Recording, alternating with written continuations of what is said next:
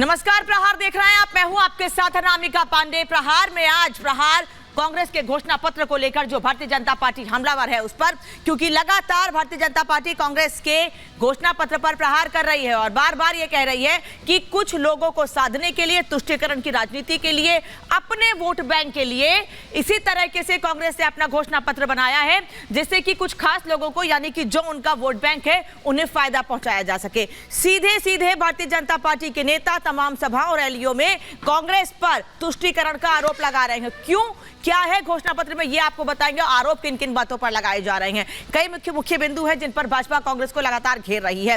कांग्रेस का मैनिफेस्टो अल्पसंख्यकों को खाने की छूट देता है, तो वहीं तुष्टीकरण का आरोप यह लगा रही है भारतीय जनता पार्टी कि गौमांस खाने की छूट, गौकशी को बढ़ावा मिलेगा इससे, क्योंकि अल्पसंख्यकों को कुछ भी खाने की छूट दी गई है इस मैनिफेस्टो में, अगर आती है कांग्रेस की सरकार तो।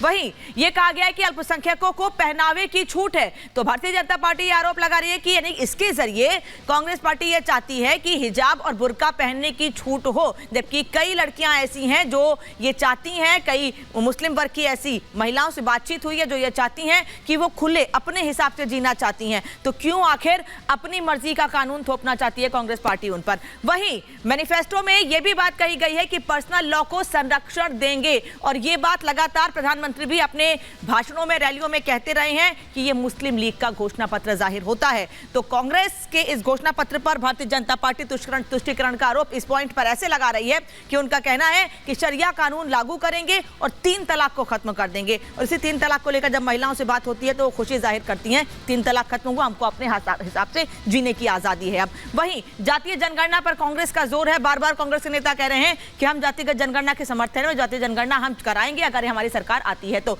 अब तुष्टीकरण का आरोप कैसे इस पर लग रहा है ये आपको बता देते हैं।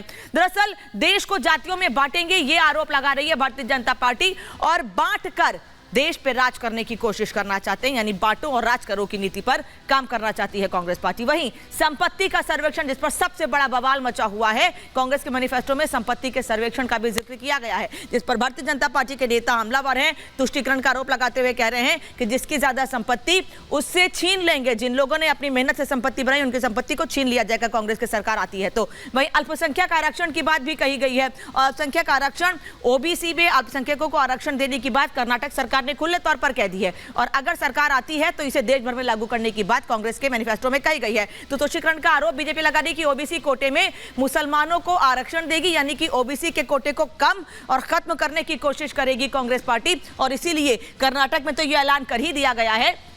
लेकिन अब कांग्रेस पार्टी पूरे देश भर में इसे लागू करने की कोशिश कर रही है, इसे लागू करने की तैयारी कर रही है। इसी पर भारतीय जनता पार्टी के नेता हमलावर हैं। अब तो बात यहां तक पहुंच गई है कि जो खाने की छूट की बात कही गई है कि अल्पसंख्यकों को कुछ भी खाने की आजादी देंगे, इस पर सीधे सीधे उत्तर प्रदेश के मुख्यमंत्री योगी आदित्यनाथ सिर्फ यही बात कह रहे हैं कि इस तरीके से गौकशी को छूट देना चाहते हैं, गौमांस खाने को बढ़ावा देना चाहते हैं। हम एक तरफ बीफ बैन की बात कही जा रही है भारतीय जनता पार्टी की ओर से, तो वहीं दूसरी और कांग्रेस के नेता ये कोशिश कर रहे हैं कि गौ मांस की तस्करी को बढ़ावा मिले, गौ तस्करी हो, और इस पर उनका फोकस है। इसीलिए कुछ भी खाने की आजादी आने वाले समय में देना चाहते हैं। साथ ही कुछ पिछले दिनों हमने आपको दिखाया था कि एआईएमआईएम के नेता भी किस तरह से एक जगह पर गए थे और उन्होंने काटते रहो शब्द का जिक्र किया, जिस पर बीजेपी के नेता हमलावर थे। अब इस रिपोर्ट को देखिए कि कैसे कांग्रेस के मैनिफेस्टो पर एक एक पॉइंट पर भारतीय जनता पार्टी हमलावर है और कांग्रेस सफाई देते नहीं थक रही है।